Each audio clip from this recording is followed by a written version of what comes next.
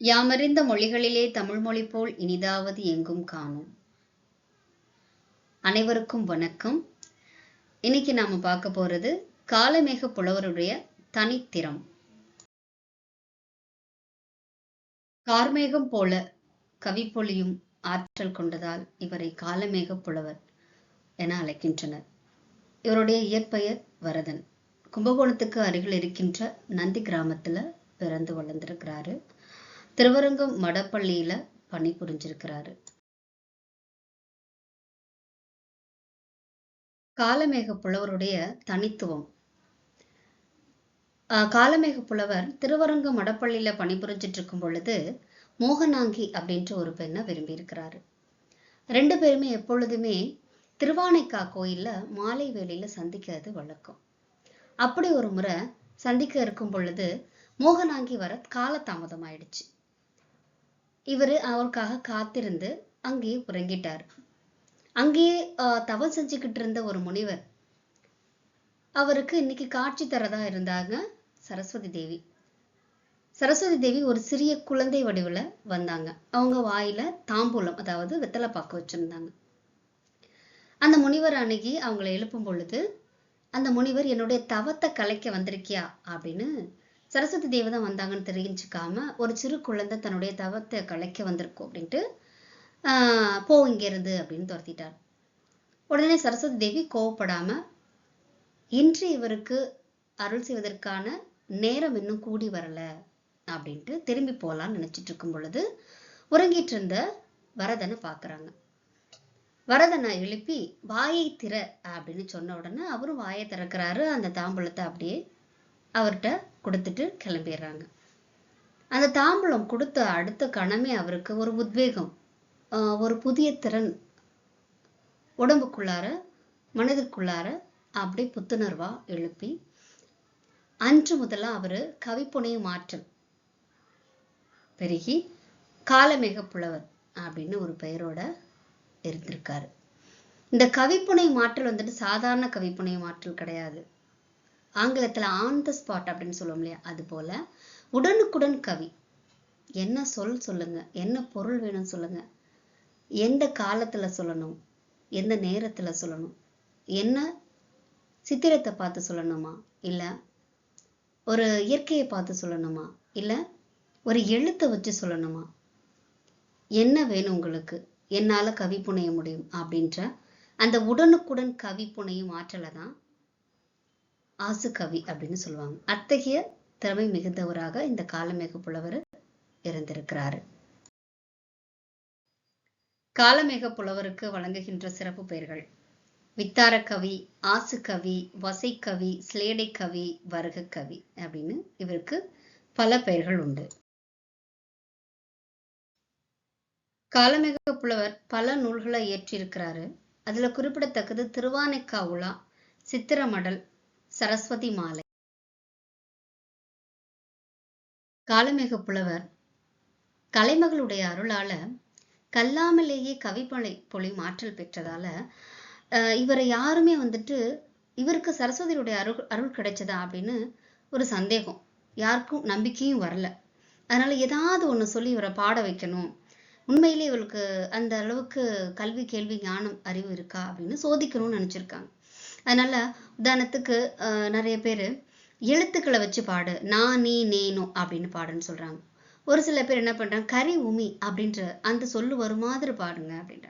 சீத்து பூத்து அந்த சொல் முதலா, சீத்து என்பது முதலடியாகவும் எனது பூத்து என்பது எனது இறுதி அடியாகவும் வச்சு பாடுங்க அப்படின்னு இப்படியா இவரை பல வகையில அவருடைய ஆற்றலை சோதிச்சுக்கிட்டே இருக்காங்க. அப்படி ஒரு முறை பாடும் பொழுதுதான் ஒருத்தர் சொல்றாரு, ஒரு செய்யுள்ல 5 டூ இருக்கணும், டூ டூ டூ டூ டூ அப்படின்னு 5 டூ இருக்கணும். அதே போல அதனுடைய பொருள் செறிவு குறையாம இருக்கணும். அந்த மாதிரி ஒரு பாட்டு பாடுங்க அப்படின்னு சொல்லும் பொழுது பாடின பாட்டு தான் இந்த பாடல். ஓகாமா வீத்தோடு நெருக்க டூ டூ டூ டூ டூ, நாகர் குடந்தை நகர்க்கு இறைவர் வாகாய் எடுப்பர் நடமிடுவர் ஏறுவர் அன்பர்க்கு கொடுப்பர் அணிவர் குலை அப்படின்ற இந்த பாடலை பாடுறாரு. அதாவது முன்னாடியே சொன்னது போல ஆன் த ஸ்பாட்ல, அதுதான் ஆசுகவி. உடனுக்குடன் கவி அப்படின்னு பாடியிருக்கிறாரு. இதுக்கான பொருள் ஓ கா மா வி தோ அப்படின்ற எழுத்துக்களை அந்த எழுத்துக்களோடு, வீத்தோடு அப்படின்னா அந்த எழுத்துக்களோடு நெருக்க நேரா அந்த எழுத்துக்களை என்ன பண்ணணும், டூ டூ டூ டூ டூ அந்த 5 டூவையும் சேர்த்துக்கங்க. அப்படி 5 டூவையும் சேர்த்துக்கிட்டீங்கன்னா யாருடைய சிறப்பு வெளிப்படும் அப்படின்னா, நாகார் குடந்தை நகர்க்கு இறைவன், நாகத்தினை அணிந்த அந்த நாகர்கோயிலில் வீற்றிருக்கின்ற சிவபெருமானுடைய சிறப்புகள் வெளிப்படும் அப்படின்னு சொல்றார். எப்படி அப்படின்னா, முதல் எழுத்து ஓ, ஓவோட டூ சேர்த்தோம்னா ஓடு, காவோட டூ சேர்த்தோம்னா காடு, மாவோட டூ சேர்த்தோம்னா மாடு, வீயோட டூ சேர்த்தோம்னா வீடு, தோவோட டூ சேர்த்தோம்னா தோடு. இப்படி இருக்க வாகாய் சிவபெருமான் என்ன பண்றாரு, ஓடு திருவோட்டுல பிச்சை ஏற்றிருக்கிறாரு. அதே போல காடு, அவருடைய இடம், நடனமிடும் இடம் எல்லாமே காடு.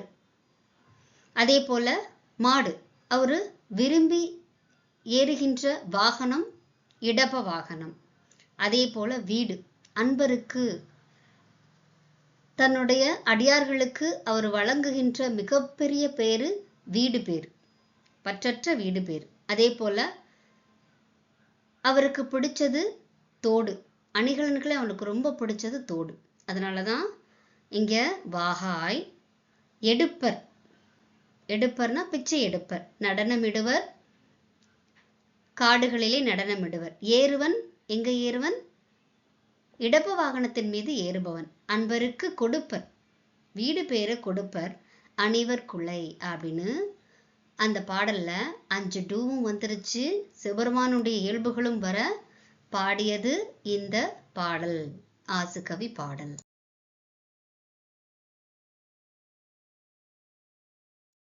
காலமேக புலவர் பரந்துபட்ட அறிவு கொண்டதால அவரை வித்தார கவி அப்படின்னு அழைச்சாங்க. இவருடைய கவிப்புனையும் ஆற்றலுக்கு எல்லையே கிடையாது. இவருடைய அந்த கல்வி கேள்வி ஞானத்திற்கும் அளவே கிடையாது. ஒரு முறை இவர் வெண்பா பாடல் இயற்றும் பொழுது, வெண்பா பாடல்னாலே 4 அடிகுளார் அமைவது மிகவும் சிறப்பு. அந்த 4 அடிகளுக்குள்ளாரையே அது கருத்து செறிவோடு பாடுவது அதை விட சிறப்பு. அதுலயும் 4 அடி இல்லை, நான் 2 அடிக்குள்ளாரையே இன்னும் சிறப்பா பாடி காட்டுறேன் அப்படின்னு ஒரு பாடலை பாடியிருக்கிறாரு. அதுலயும் திருமாலினுடைய 10 அவதாரத்தையும் 2 அடிக்குள்ளார கொண்டு வந்திருக்கிறாரு.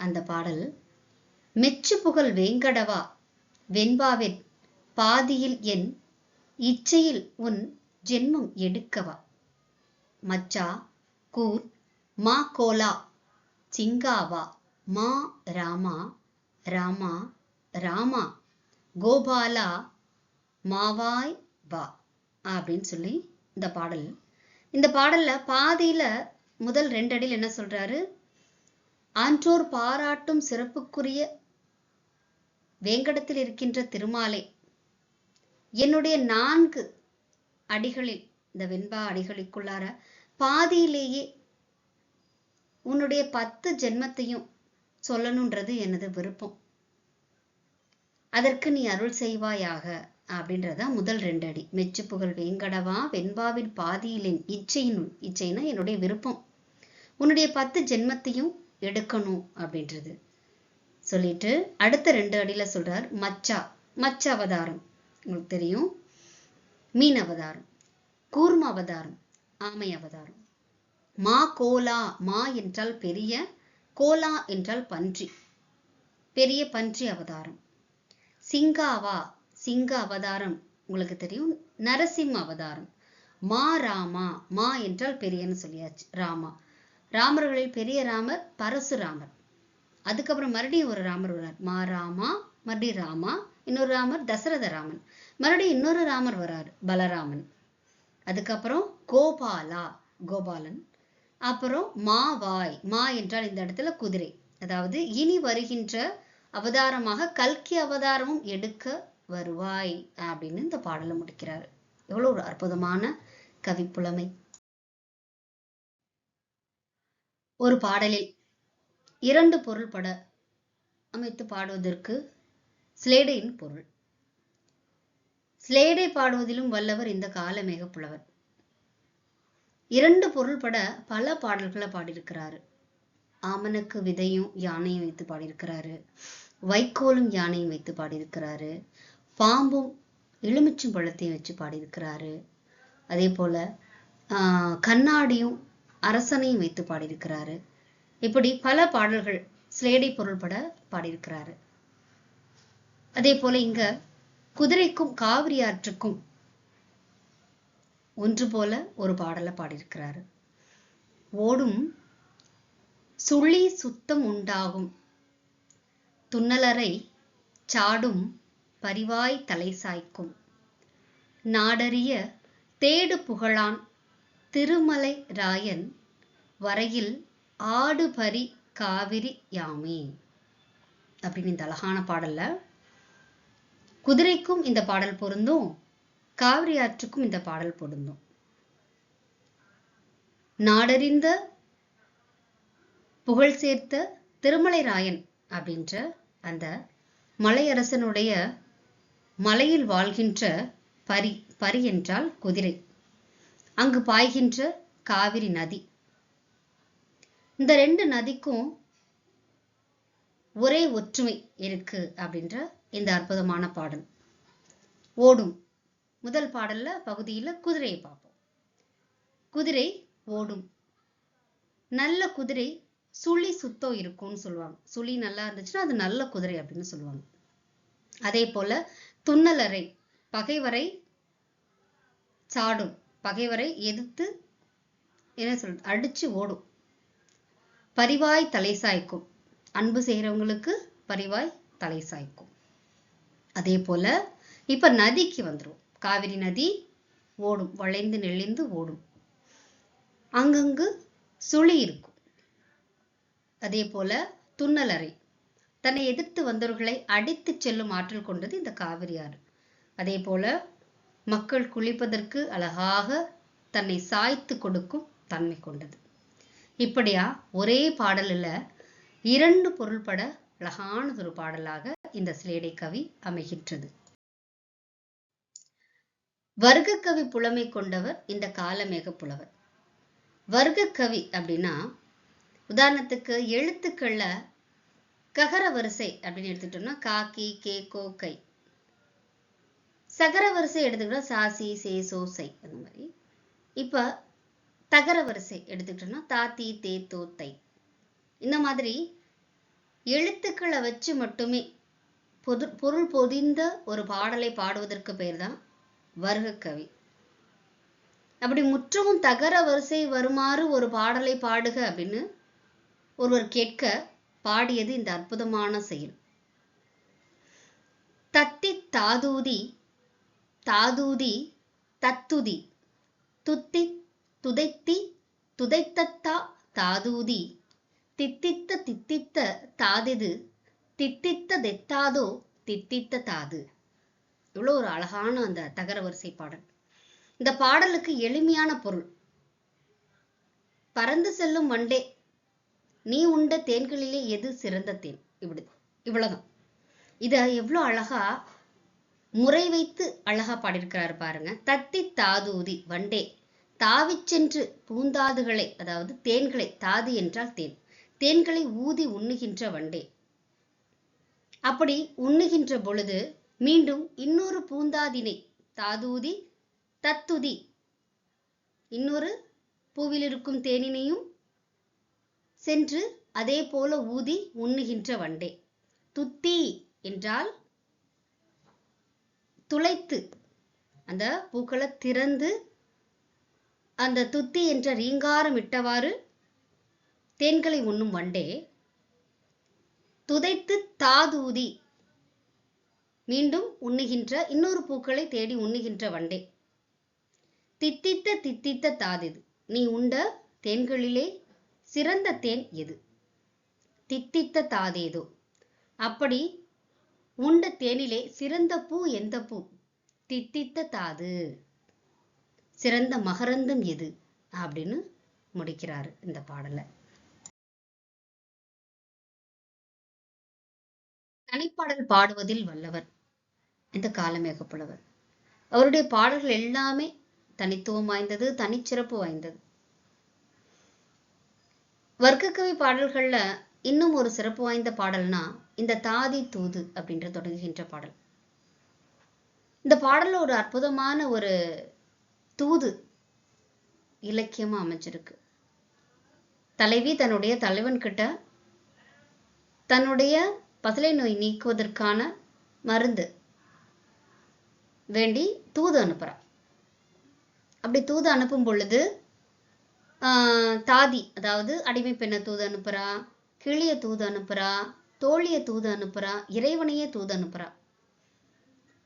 அப்படி தூது அனுப்பும் பொழுது ஒவ்வொரு தூதுக்குமே இந்த தூது சரி வராது அப்படின்னு நிராகரிச்சுட்டு, நிறைவா அவருடைய பெயரே எனக்கு சிறந்த அருமருந்தாகும் அப்படின்னு முடிக்கிற ஒரு அற்புதமான பாடல் தான் இந்த தாதி தூது அப்படின்னு தொடங்குகின்ற பாடல். தாதி தூதோ தீது, தத்தை தூதோ ஓதாது. தூதி தூதோ ஒத்தித்த தூது, தாதொத்த துத்தித்த தாதே, துத்தித்த துதித்த தூதோ ஒத்தீது, தித்தித்தது ஓதி திதி அப்படின்னு இந்த பாடலை முடிச்சிருப்பாங்க. இதற்கான பொருள், தாதி என்றால் அடிமைப்பெண். அடிமைப்பெண்ணனா என் தலைவன் கிட்ட தூது அனுப்புறது தீது, சரி வராது. தத்தை என்றால் கிளி, கிளிய தூத அனுப்புனா அது ஓதாது, பேசாது, பேச தெரியாது, என்னுடைய உணர்வுகளை வெளிப்படுத்த தெரியாது. தூதி, தூதி என்றால் தோழி. தோழியை நான் தூது அனுப்புனா இன்னைக்கு போறேன் நாளைக்கு போறேன்னு ஒத்தி வைப்பா. தூதி தூதோ ஒத்தித்த தூதே, தாதொத்த துத்தித்த தாதே. தாது என்றால் தேன் நிறைந்த அதாவது மலர் போன்ற என்னுடைய உடம்பிலே பசலை நோய் ஏற்பட்டு உள்ளது, அதற்கான மருந்து அந்த இறைவனே. துதித்த தூதோ ஒத்தீது, பயனற்றது. இறைவனை வழிபற்றாலும் அது பயனற்றதாகும். அதனால நிறைவா தித்தித்தது ஓதி திதி, இனிப்பினை அதாவது இனிமையிலே மிகவும் இனிமையான என்னுடைய தலைவனுடைய பெயரினே ஓதி நான் என்னுடைய நோயினை நீக்கிக் கொள்வேன் அப்படின்னு இந்த பாடலை முடிக்கிறார்.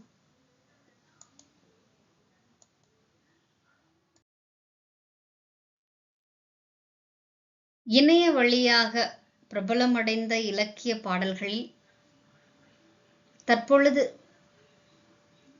பாடுதற்குரிய சிறந்த பாடலாக இந்த காலமேக புலவருடைய பாடல் அமைகின்றது. அதிலும் தத்தி தாதூதி தாதூதி தத்துதி அப்படின்னு தொடர்கின்ற இந்த பாடல் இணையத்தில் மிகவும் பிரபலமா பேசப்பட்டு வருது. ஒரு முறைக்கு இருமுறை படித்து அதன் சுவையை உணர வேண்டிய சிறப்பான பாடல் இந்த காலமேக புலவருடைய அற்புதமான தனிப்பாடல்கள். நன்றி, வணக்கம்.